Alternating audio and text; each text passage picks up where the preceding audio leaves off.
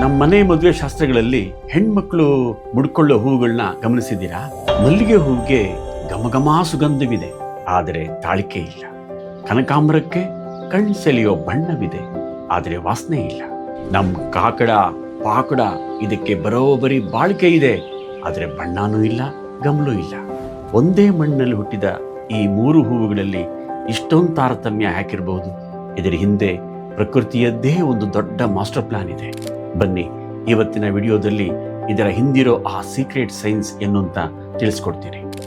ಮೊದಲಿಗೆ ಹೂವುಗಳ ರಾಣಿ ಮಲ್ಲಿಗೆ ಕತೆ ನೋಡೋಣ.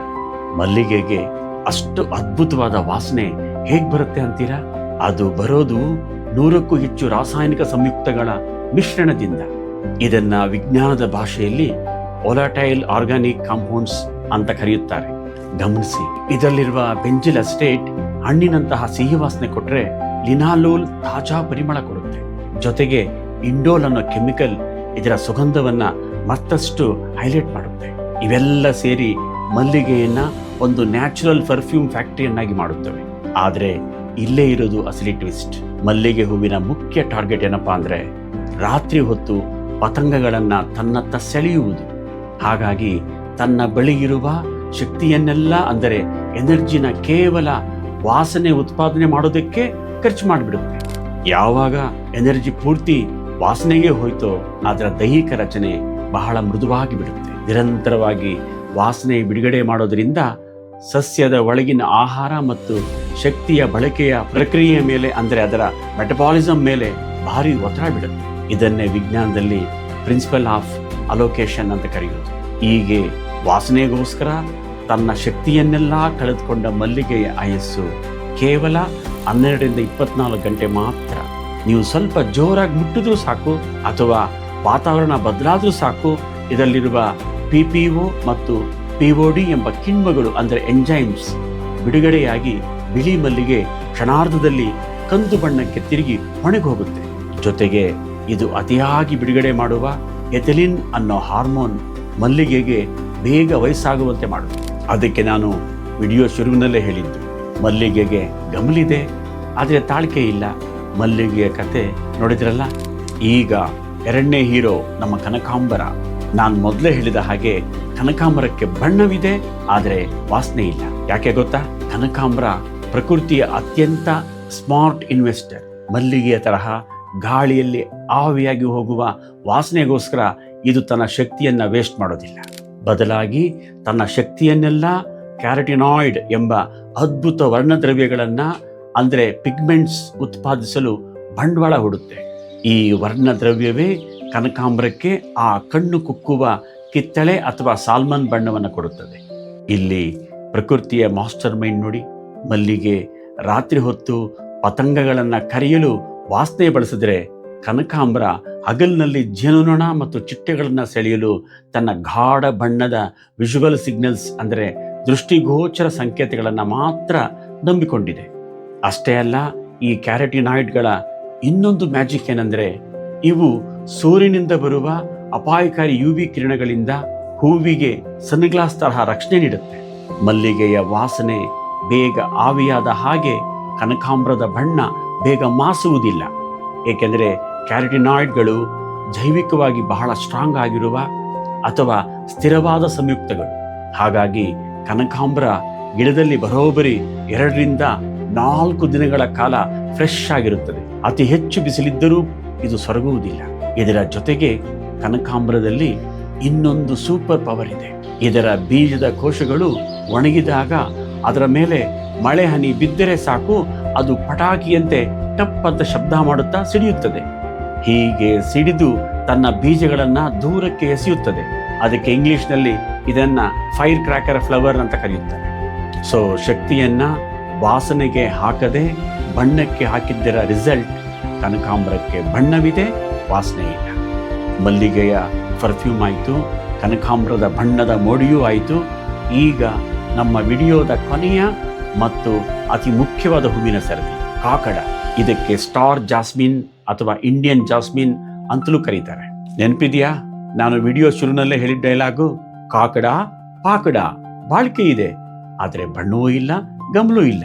ಯಾಕೆ ಅಂದರೆ ಕಾಕಡ ಒಂದು ರೀತಿಯಲ್ಲಿ ಫಿಕ್ಸ್ಡ್ ಡಿಪಾಸಿಟ್ ಮಾಡಿದ ಹಾಗೆ. ಇದು ಮಲ್ಲಿಗೆಯಂತೆ ವಾಸನೆಗಾಗ್ಲಿ, ಕನಕಾಂಬರದಂತೆ ಗಾಢ ಬಣ್ಣಕ್ಕಾಗ್ಲಿ ತನ್ನ ಶಕ್ತಿಯನ್ನ ಸ್ವಲ್ಪವೂ ವೇಸ್ಟ್ ಮಾಡೋದಿಲ್ಲ. ಬದಲಾಗಿ ತನ್ನ ಬಳಿ ಇರುವ ಶಕ್ತಿಯನ್ನೆಲ್ಲ ತನ್ನ ಬಾಳಿಕೆ ಮತ್ತು ಸ್ಟ್ರಾಂಗ್ ಆದ ದೈಹಿಕ ರಚನೆಗೆ, ಅಂದರೆ ರಚನಾತ್ಮಕ ಶಕ್ತಿಗೆ ಮಾತ್ರ ಇನ್ವೆಸ್ಟ್ ಮಾಡುತ್ತೆ. ಹಾಗಾದ್ರೆ ಇದರ ಆ ಸೂಪರ್ ಪವರ್ ಕೆಲಸ ಮಾಡೋದಾದ್ರೂ ಹೇಗೆ? ಕಾಕಡ ಹೂವಿನಲ್ಲಿ ಆಹಾರ ಮತ್ತು ಶಕ್ತಿಯ ಬಳಕೆಯ ವೇಗ, ಅಂದರೆ ಅದರ ಮೆಟಬಾಲಿಕ್ ರೇಟ್ ಮತ್ತು ಉಸಿರಾಟದ ವೇಗ ಬಹಳ ಕಡಿಮೆ ಇರುತ್ತೆ. ಸುಗಂಧವನ್ನು ಉತ್ಪಾದಿಸುವ ಟೆನ್ಷನ್ ಇಲ್ಲದ ಕಾರಣ ಇದು ತನ್ನ ಶಕ್ತಿಯನ್ನ ಬಳಸಿ ತನ್ನ ದಳಗಳ ಜೀವಕೋಶಗಳನ್ನು ಮಲ್ಲಿಗೆಗಿಂತ ಅತ್ಯಂತ ದಪ್ಪನಾಗಿ ಮತ್ತು ದಟ್ಟವಾಗಿ ಬೆಳೆಸಿಕೊಳ್ಳುತ್ತೆ. ಈ ದಪ್ಪನಾದ ಕೋಶಗಳು ಹೂವಿನೊಳಗಿನ ತೇವಾಂಶವನ್ನ ದೀರ್ಘಕಾಲದವರೆಗೆ ಬಿಟ್ಟುಕೊಡದೆ ಭದ್ರವಾಗಿ ಹಿಡಿದಿಟ್ಕೊಳ್ಳುತ್ತೆ. ಇದರಿಂದ ಗಾಳಿಗೆ ನೀರು ಆವಿಯಾಗುವುದು, ಅಂದರೆ ಬಾಷ್ಪೀಕರಣ ತಪ್ಪುತ್ತದೆ.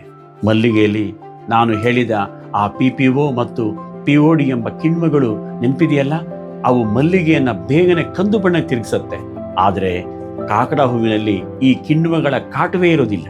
ಅದಕ್ಕೆ ಕಾಕಡ ಹೂವು ಮಲ್ಲಿಗೆಗಿಂತಲೂ ಹೆಚ್ಚು ಶುದ್ಧ ಬಿಳಿ ಬಣ್ಣವನ್ನ ಹೊಂದಿರುತ್ತದೆ ಮತ್ತು ಕೊನೆಯವರೆಗೂ ಆ ಬಿಳುಪು ಮಾಸುವುದಿಲ್ಲ. ಇದರ ರಿಸಲ್ಟ್ ಏನು ಗೊತ್ತಾ? ಗಿಡದಿಂದ ಕಿತ್ತ ಮೇಲೂ ಕಾಕಡ 4 ರಿಂದ 5 ದಿನಗಳ ಕಾಲ ಆರಾಮಾಗಿ ಫ್ರೆಶ್ ಆಗಿರುತ್ತೆ.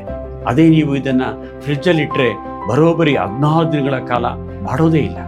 ಅದಕ್ಕೆ ನಮ್ಮ ಮಾರುಕಟ್ಟೆಯಲ್ಲಿ ಹೂವಿನ ದಿಂಡು ಕಟ್ಟುವಾಗ ಕಾಕಡವನ್ನ ಹೆಚ್ಚಾಗಿ ಬಳಸ್ತಾರೆ. ಮಲ್ಲಿಗೆ ವಾಸನೆ ಕೊಟ್ರೆ ಕನಕಾಂಬರ ಕಾಂಟ್ರಾಸ್ಟ್ ಬಣ್ಣ ಕೊಡುತ್ತೆ. ಆದರೆ ಮಲ್ಲಿಗೆ ಬೇಗನೆ ಬಾಡಿದ್ರೂ ಹಾರದಲ್ಲಿರುವ ಕಾಕಡ ಹೂವುಗಳು ಇಡೀ ಹಾರವೇ ಬಾಡದಂತೆ ಗಟ್ಟಿಯಾಗಿರುವಂತೆ ನೋಡಿಕೊಳ್ಳುತ್ತವೆ. ಅಷ್ಟೇ ಅಲ್ಲ, ನಮ್ಮ ಕರ್ನಾಟಕದ ಕೋಲಾರ ಜಿಲ್ಲೆಯಂಥ ಜಾಗಗಳಲ್ಲಿ ಅರೆ ಶುಷ್ಕ ಹವಾಮಾನವಿದ್ದರೂ ಕಾಕಡ ಹೂವು ಕಡಿಮೆ ನೀರಿನಲ್ಲಿ ಅದ್ಭುತವಾಗಿ ಬೆಳೆಯುತ್ತೆ. ಇತ್ತೀಚೆಗೆ ನಮ್ಮ ವಿಜ್ಞಾನಿಗಳು ಸೈಟೋಕಿನಿನ್ ನಂತಹ ಹಾರ್ಮೋನ್ ಟ್ರೀಟ್ಮೆಂಟ್ ಮತ್ತು ಪಾಲಿಥೀನ್ ಕವರ್ಗಳ ಪ್ಯಾಕೇಜಿಂಗ್ ಬಳಸಿ ಇದರ ಲೈಫನ್ನ ಮತ್ತಷ್ಟು ಹೆಚ್ಚು ಮಾಡ್ತಾ ಇದ್ದಾರೆ. ಸೊ ಅರ್ಥ ಆಯ್ತಲ್ಲ, ಮಲ್ಲಿಗೆಯ ಸೂಕ್ಷ್ಮತೆ, ಕನಕಾಂಬರದ ಪ್ರದರ್ಶನ ಮತ್ತು ಕಾಕಡದ ತಾಳಿಕೆ. ಪ್ರಕೃತಿಯಲ್ಲಿ ಯಾವುದೂ ಸುಮ್ಮನೆ ಆಗೋದಿಲ್ಲ. ಪ್ರತಿಯೊಂದರ ಹಿಂದೆಯೂ ಸಂಪನ್ಮೂಲ ಹಂಚಿಕೆಯ ಒಂದು ಪಕ್ಕಾ ಲೆಕ್ಕಾಚಾರವಿದೆ. ನೋಡಿದ್ರಲ್ಲ, ಇದೇ ಪ್ರಕೃತಿಯ ಅತಿ ದೊಡ್ಡ ಮಾಯೆ. ಪ್ರಕೃತಿ ಯಾವುದನ್ನೂ ಸುಮ್ಮನೆ ಸೃಷ್ಟಿ ಮಾಡಿಲ್ಲ. ಪ್ರತಿಯೊಂದು ಹೂವಿನ ಹಿಂದೆಯೂ ಸಂಪನ್ಮೂಲ ಹಂಚಿಕೆಯ ತತ್ವ ಎಂಬ ಒಂದು ಪಕ್ಕಾ ಲೆಕ್ಕಾಚಾರವಿದೆ. ಒಂದು ಸಸ್ಯವು ತನ್ನ ಬಳಿ ಇರುವ ಎಲ್ಲಾ ಶಕ್ತಿಯನ್ನ ಒಂದೇ ಗುಣಕ್ಕೆ ಬಳಸದೆ ಪರಿಸರದಲ್ಲಿ ಬದುಕುಳಿಯಲು ವಿಭಿನ್ನ ಗುಣಗಳನ್ನ ಹೇಗೆ ಅಭಿವೃದ್ಧಿಪಡಿಸಿಕೊಂಡಿದೆ ಅನ್ನೋದೇ ನಿಜವಾದ ಮ್ಯಾಜಿಕ್. ಮಲ್ಲಿಗೆ ತನ್ನ ಸೂಕ್ಷ್ಮತೆಯನ್ನ ತೋರಿಸಿ ಅಲ್ಪಾಯುಷ್ಯ ಪಡೆದರೂ ತನ್ನ ಸುಗಂಧದಿಂದ ಪರಾಗ ಸ್ಪರ್ಶಕಗಳನ್ನ ತೀವ್ರವಾಗಿ ತನ್ನತ್ತ ಸೆಳೆಯುತ್ತೆ. ಕನಕಾಂಬರ ತನ್ನ ಪ್ರದರ್ಶನ ಶಕ್ತಿಯಿಂದ ಬಣ್ಣದ ರಕ್ಷಣೆ ಪಡೆದು ಸುಗಂಧದ ಹೊರೆಯನ್ನೇ ಇಳಿಸಿಕೊಂಡು ಪರಿಸರಕ್ಕೆ ಹೊಂದಿಕೊಳ್ಳುತ್ತೆ.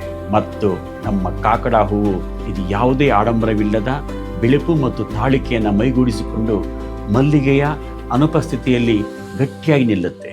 ಈ 3 ಹೂವುಗಳು ಬೇರೆ ಬೇರೆಯಾಗಿದ್ದರೂ ನಮ್ಮ ಸಂಸ್ಕೃತಿಯಲ್ಲಿ ಇವು ಒಂದಕ್ಕೊಂದು ಪೂರಕವಾಗಿ ಸುಂದರವಾದ ದಿಂಡಾಗಿ ಹೇಗೆ ಬದಲಾಗುತ್ತವೆ ನೋಡಿ. ಪ್ರಕೃತಿಯ ಈ ಶಿಸ್ತುಬದ್ಧವಾದ ಜೈವಿಕ ಯೋಜನೆಯು ನಮ್ಮ ಪರಿಸರವನ್ನು ಹಾಗೂ ಸಂಸ್ಕೃತಿಯನ್ನು ಎಷ್ಟು ಶ್ರೀಮಂತಗೊಳಿಸಿದೆ ಅಲ್ವಾ?